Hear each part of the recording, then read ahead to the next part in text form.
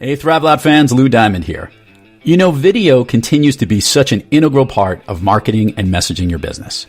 And many entrepreneurs and small businesses are a bit uncertain, even confused, about how to best create and deploy videos for their websites, YouTube channels, and social media sites. If you fall into this category, I have one word for you: Animoto. Join the millions of businesses, photographers, and families who use the power of video to share what matters most to them. Whether it's marketing videos for your business, slideshow videos for photography, or even slideshow compilations of family pictures, anyone can make great videos with Animoto. If you've been a regular listener, you heard Animoto's co-founder, Jason Shao, on the program share his story and how his company is helping so many people incorporate video into their messaging. After that episode aired, we had listeners, former Thrive Loud guests, and even yours truly use Animoto to help create effective marketing videos. So head over to Animoto.com, click the Get Started button, and use the promo code THRIVELOUD to get an additional savings. That's Animoto, A-N-I-M-O-T-O. Make great videos easily. Today on Thrive Loud with Lou Diamond. And I had this concept in my head to create like editorial, like magazine style portraits for everyday women, my friends, and make them look and feel like they belong to the cover of the magazine. You don't need to play it safe. This was spectacular. And I'm going to be really honest, so I hope you don't mind. Yeah, that's what we want. And there will be bumps in the road. There will be twists and turns. You needed moxie on the floor and volume. It's the results and the connections and the improvement, the impact we have on other people's life. And that's when life becomes exciting. Who do you turn to personally to get back on the thriving track? I was really interested in how the world works. Thanks for the great introduction. It was really very simple. I just read part of your bio. Be brief, be bright, be gone. Get ready to thrive loud with Lou Diamond. Welcome, everyone, to another episode of Thrive Loud with Lou Diamond, connecting you to the most inspiring and amazing people that are thriving each and every day. I'm your host, Lou Diamond. Today on Thrive Loud, we have an acclaimed celebrity photographer known for her elegant and intimate portraits, which have been featured in the media worldwide. She specializes in maternity, newborn, and beauty photography, and her style blends editorial fashion and fine art portraits.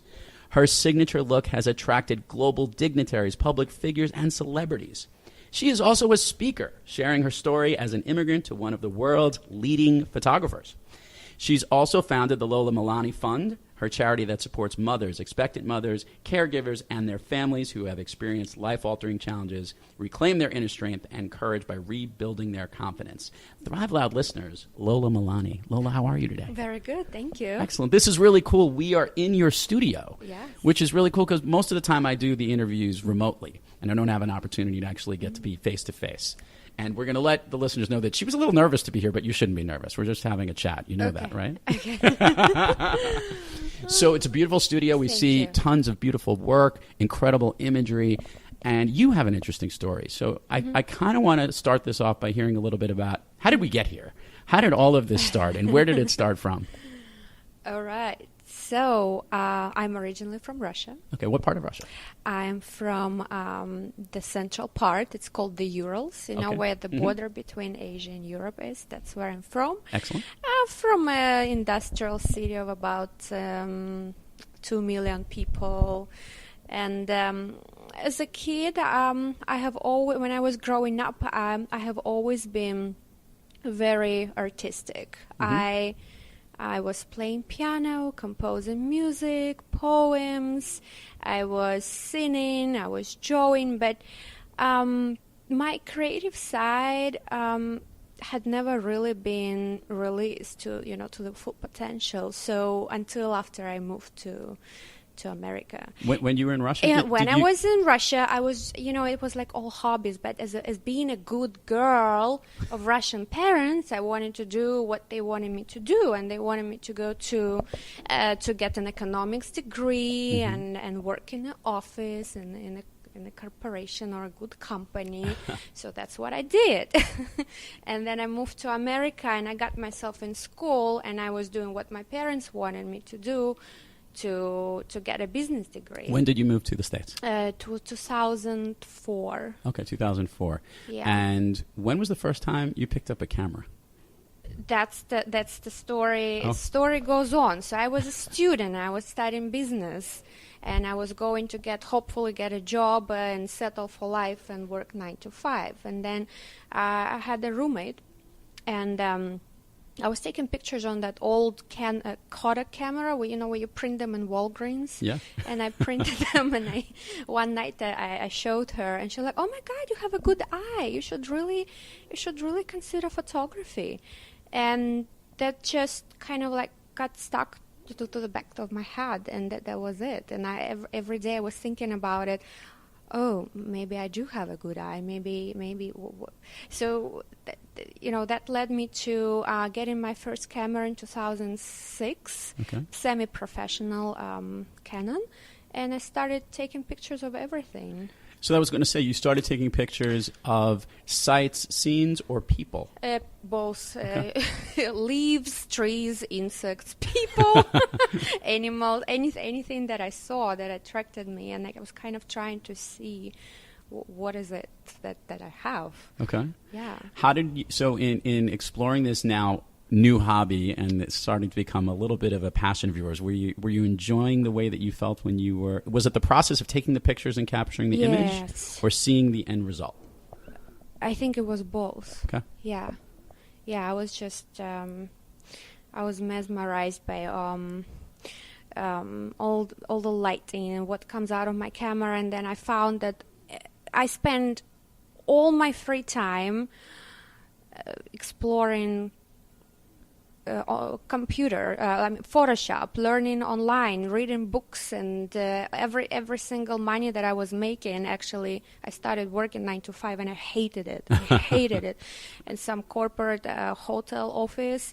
So I realized that what I want to do is to work a little bit, save every penny, and invest into something that I love doing. Okay, so you got in, and did you know initially that, because photography is interesting, because there's obviously people who take artistic views. There's, your scenic photographers, and you see they do artwork outside. Right. But to get involved in portrait work, right? Yes. What was your first client, or who was your first client that led you to my realize first this? client was I photographed all of my friends, all my girlfriends. I mean, they were not really clients, but I had to practice on someone, and I realized I really do love capturing people, especially women, and I just saw their feedback and how amazing they felt during the shoot, and after they would tell me, and I had this concept in my head to create like editorial, like magazine style portraits for everyday women, my friends, and make them look and feel like they belong to the cover of the magazine. It was in 2009, and that's what I started doing. Those providing those experiences, those photo shoots, and I found that I really love it. And that was just, again, that was my idea. And when I moved to New York in 2012, I started doing a research on different niches of photography, and I had this sudden moment of inspiration when I saw pregnancy, and that it was like a light bulb moment for me, and I was like, this is it. This is calling my name, because I want to bring that magazine experience into that niche, because this was something that was missing, I felt. So we'll provide some artwork on the podcast page for viewers to see from some of your work, and links to your page, so they can see some of it. And I'm here in the studio where we can see, I'm actually looking at digital images and print as well.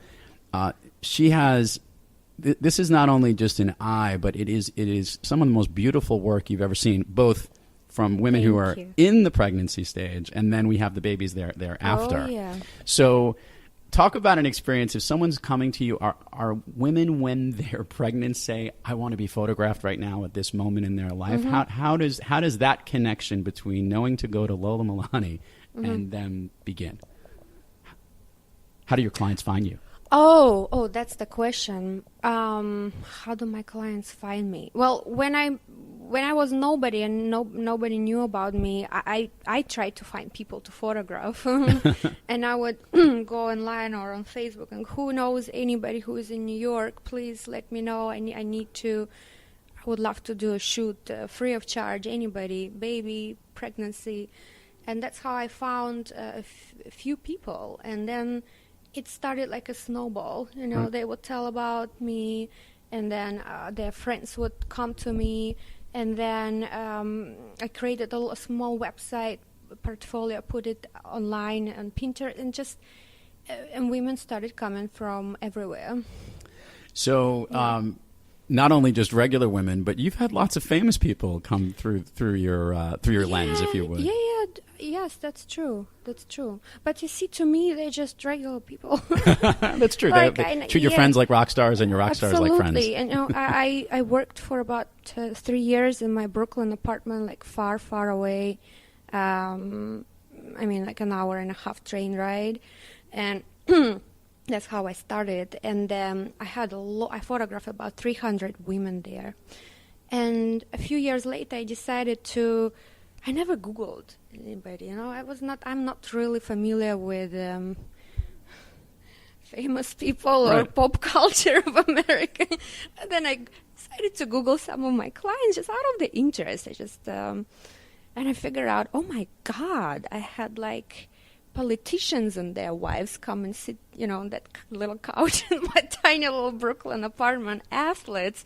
I had a granddaughter of African king. Oh my goodness! With your bodyguard showed up, and it was quite interesting. So I guess those people were finding me, and they were coming for something I had to offer for that style.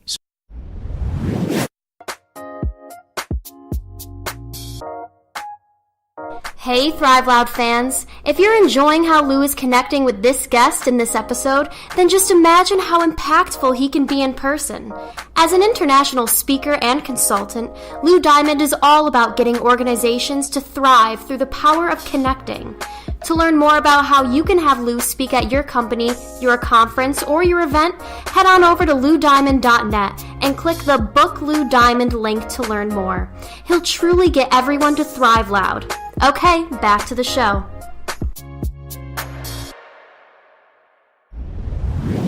So now I want to talk about something that I've spoken to other photographers about, because we live in an interesting world, right, where you came at the point when digital photography was obviously about to just launch to a new level. That's true. And there's the way that images are appearing in the way that you've printed them in many print situations, but also online.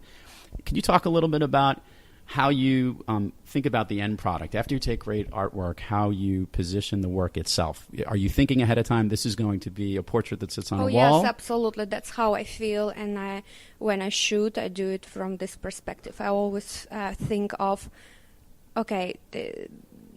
before I take a shot, if this could be on the wall, or it's a beautiful portrait. That's how I do it. Or if it can be in the magazine. Yeah. and that's great. Now, I want to ask this question because I guess it is a rare thing that you have.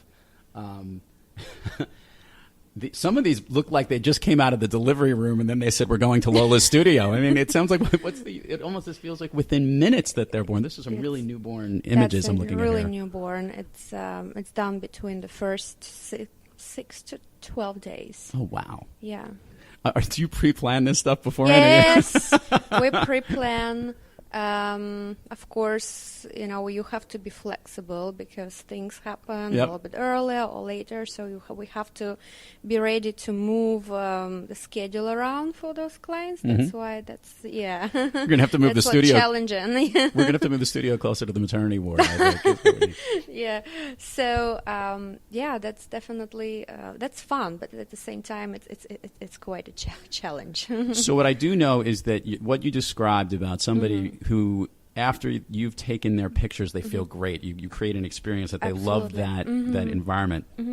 I want to learn a little bit just about you, and that is, look, we have great days, we have amazing days, but sometimes we have off days. Is there a practice or someone you turn to when you're not having a thriving day, when you want to get back on the thriving track? Is there something you do personally for yourself to get back on the thriving track? You mean in terms of when you feel down and you with your work and you don't feel inspired? You want to feel yourself. Some people go for a run. Some people work out. Some people meditate. Some people talk to a friend or a coach. What's your personal thing that you use to get yourself back? I love silence. Okay. And that was one of the reasons why I got my studio, because I love my space, and I love to spend time with myself. Right. I'm the only child of only children, and I just I love to be able to just listen to myself and spend some time by myself. I think it's that's what kind of helps me to bring me back. Yeah, I don't know if I answer the question. The best part about what we asked, the reason why we asked this question is that amazing people have unique ways that they thrive, and we're always trying to figure out what makes somebody special, and it's always authentically what you do. So that's why we always ask that question, to see what is that little magic sauce that worked best for you. You know what? Of course, I do a lot of other things that help me to kind of. I love to just get out of the city, right? I love to work out, and I love to do something creative as well. Like I love sewing. That's another thing. And if I would not become a photographer, I would definitely be an incredible clothing designer. Oh wow! Yeah, so I would just put myself into that and let my mind go. I love that. So what are your plans for your photography of your studio? You have any big dreams specifically for the work that you're doing? Yes, I always have big dreams. Yeah, ridiculous dreams. That's what I call them. Okay, let's hear the ridiculous. Well, I would love to. Eventually, I would love to have my own big event, like a big conference. I just got back from this absolutely amazing conference of Sue Bryce, photographer, incredible portrait photographer, and I see what she does for people, for photographers in this industry. I would love to be able to empower and inspire photographers from all over the world, and not just here in New York who come to my workshop, but from all parts of the world. That's my goal. And whatever it is, creating an online education or having a conference or both, or having some kind of, I would love my own book to be published. That's one of the goals. I like it. It sounds like a lot of plans. A lot. So, and let's talk about this. This is something that I do for a living. Your partner in life is sitting next to you. We'll introduce him in a second. He just got a chance to hear me speak, but you now are speaking. Talk about a little bit what you speak about, because I think it's a good story for our listeners. We always love to hear these when people are speaking. You have a message that you deliver and how it delivers. I love speaking about my journey as an artist, as a businesswoman, and how I started with pretty much nothing, and how I allowed this, whatever I had at the time, very minimum resources to become me, to become all of this that I have now, and just embracing uniqueness and authenticity and just being yourself.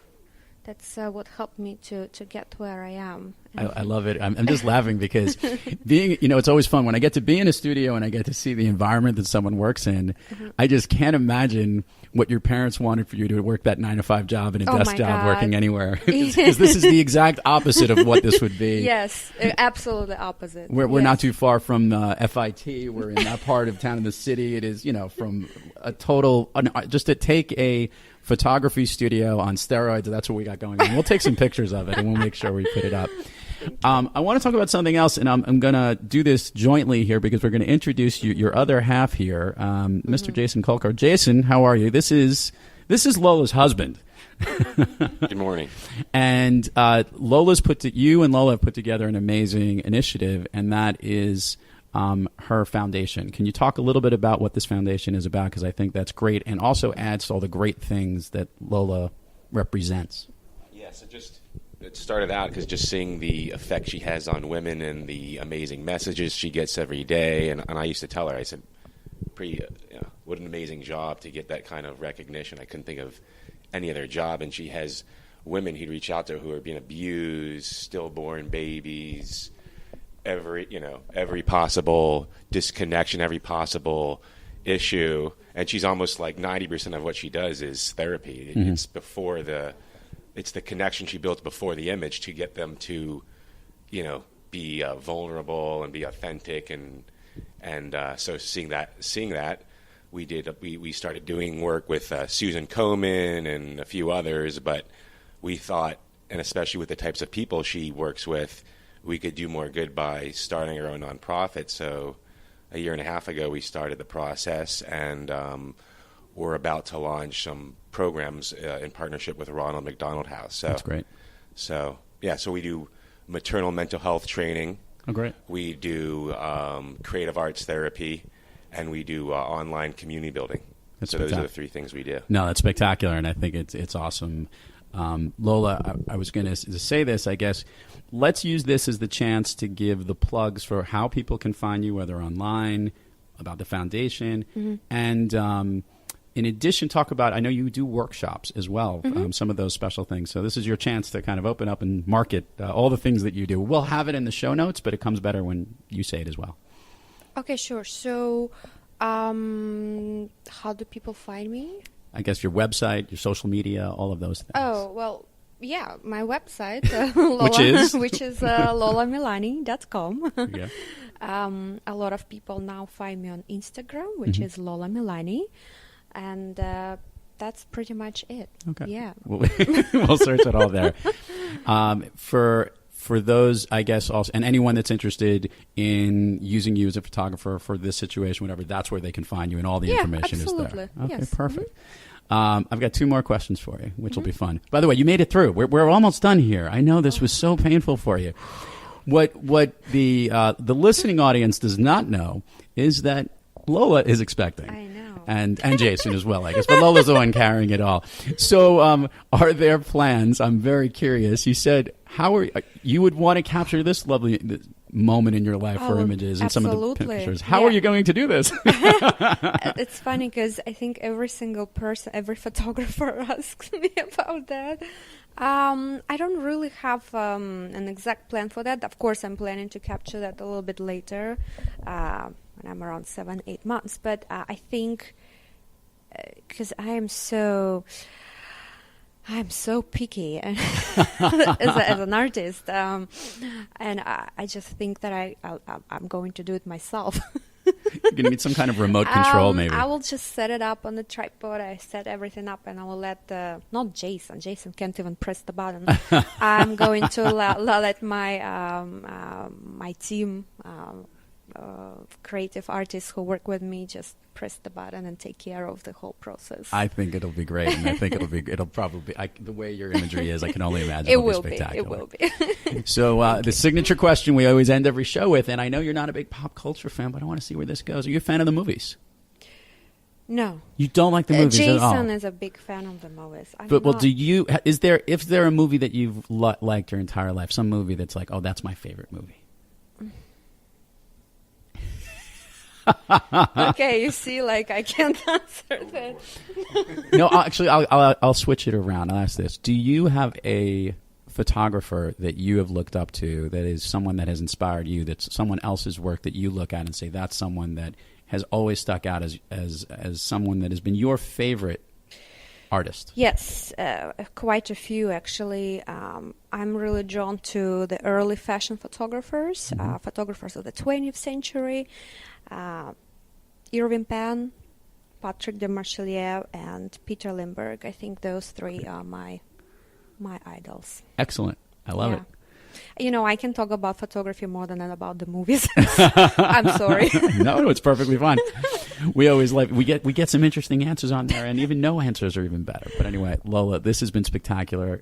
Continued success to you And Jason, continued success on what's coming, whenever it's coming. And let your business continue to thrive. And thank you for coming on the show. Thank you so much. Thank you. And to all the Thrive Loud listeners out there, keep thriving onward and upward. And remember, be brief, be bright, be gone. I don't look so threatening. I look like a nice guy. No, very nice. You look very nice.